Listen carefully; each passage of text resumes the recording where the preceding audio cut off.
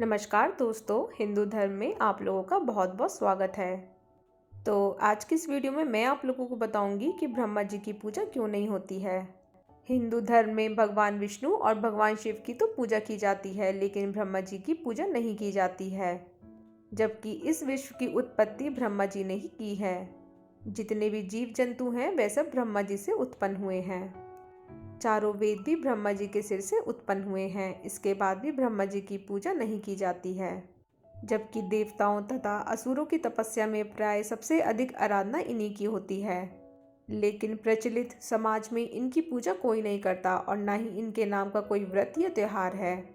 आखिर ऐसा क्यों है? इसके कई कारण बताए जाते हैं। इनमें से कुछ प्रमुख कारण निम्न प्रकार हैं। तो इसका पहला कारण है, पुष्कर में ब्रह्मा जी को जोड़े से एक यज्ञ करना था। उस वक्त उनकी पत्नी सावित्री उनके साथ नहीं थी। उन्होंने अपनी पत्नी सावित्री को यज्ञ स्थल पर पहुंचने का आदेश भेजा, परंतु उनकी पत्नी सावित्री वक्त पर यज्ञ स्थल पर नहीं पहुंच पाई। यज्ञ का समय निकल रहा था। लिहाजा ब्रह्मा जी ने एक स्थानीय ग्वाल बाला गायत्री से शादी कर ली और यज्ञ में बैठ गए।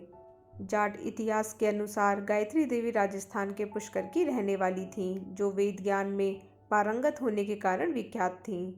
एक मान्यता ये भी है, ब्रह्मा जी ने नंदिनी गाय के मुख से गायत्री को उत्पन्न किया था। उसके बाद उससे विवाह कर यज्ञ पूर्ण किया था। सावित्री थोड़ी देर से पहुंची, लेकिन यज्ञ में अपनी जगह किसी और औरत को देखकर गुस्से से पागल हो गईं। उन्होंने ब्रह्मा जी को श्राप दिया कि जाओ, इस पृथ्वी लोक में तुम्हारी कहीं पूजा नहीं होगी। सावित्री के इस रौद्र रूप को देखकर सभी देवता डर गए। उन्होंने उनसे विनती की कि अपना श्राप वापस ले लीजिए। जब गुस्सा ठंडा हुआ तो सावित्री ने कहा, इस धरती पर सिर्फ पुष्कर में आपका मंदिर होगा, परंतु पूजन नहीं होगी। कोई भी कहीं भी आपका दूसरा मंदिर बनाएगा तो उसका विनाश हो जाएगा। उसके बाद सावित्री पुष्कर की पहाड़ियों में लुप्त हो गईं।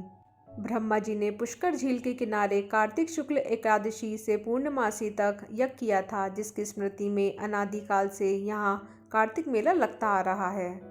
यहाँ विश्व में ब्रह्मा जी का एकमात्र प्राचीन मंदिर है, परंतु यहाँ भी ब्रह्मा जी की पूजा नहीं होती है। मंदिर के पीछे रत्नागिरी पहाड़ पर ब्रह्मा जी की प्रथम पत्नी सावित्री का मंदिर है।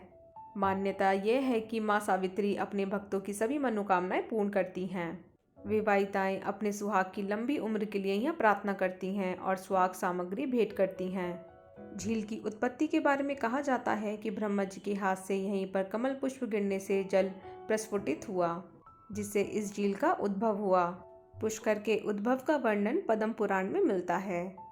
और साथ ही इसका दूसरा कारण है, जगत पिता ब्रह्मा जी की काया कांतिमय और मनमोहक थी।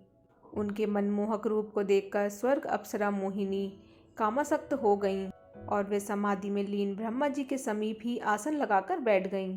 जब ब्रह्मा जी की समाधि टूटी तो उन्होंने मोहिनी से पूछा, देवी आप स्वर्ग का त्याग कर मेरे समीप क्यों बैठी हैं? तब मोहिनी ने कहा, हे ब्रह्मदेव, मेरा तन और मन आपके प्रति प्रेमोन्मत्त हो रहा है। कृपया आप मेरा प्रेम स्वीकार करें। ब्रह्मा जी मोहिनी के काम भाव को दूर करने के लिए उसे नीतिपूर्ण ज्ञान देने लगे, लेकिन मोहिनी ब्रह्मा जी को अपनी ओर आसक्त करने के लिए कामुक अदाओं से रिझाने लगी। ब्रह्मा जी उसके मोह पाश से बचने के लिए अपने इष्ट श्री हरि को याद करने लगे। उसी समय सप्तऋषियों का ब्रह्मलोक में आगमन हुआ। सप्तऋषियों ने ब्रह्मा जी के समीप मोहिनी को देखकर उनसे पूछा, यह रूपवती अप्सरा आपके साथ क्यों बैठी है? ब्रह्मा जी बोले, यह अप्सरा नृत्य करते करते थक गई थी, विश्राम करने के लिए पुत्री भाव से मेरे समीप बैठी है। तब सप्तऋषियों ने अपने योग बल से ब्रह्मा जी की मिथ्या भाषा को जान लिया और मुस्कुराकर वे वहां से प्रस्थान कर गए। ब्रह्मा जी के अपने प्रति ऐसे वचन सुनकर मोहिनी को बहुत गुस्सा आया। मोहिनी बोली, मैं आपसे अपनी काम इच्छाओं की पूर्ति करना चाहती थी और आपने मुझे पुत्री का दर्जा दिया। आपको अपने मन पर संयम होने का बड़ा घमंड है, तभी आपने मेरे प्रेम को ठुकराया।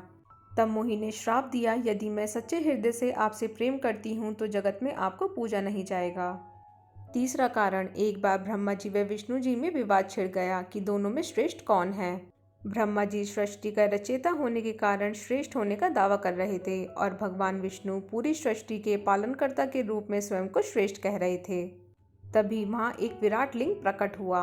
दोनों देवताओं ने सहमति से यह निश्चय किया कि जो इस लिंग के छोर का पहले पता लगाएगा उसी को श्रेष्ठ माना जाएगा। अतः दोनों विपरीत दिशा में शिवलिंग के छोर को ढूंढने निकले।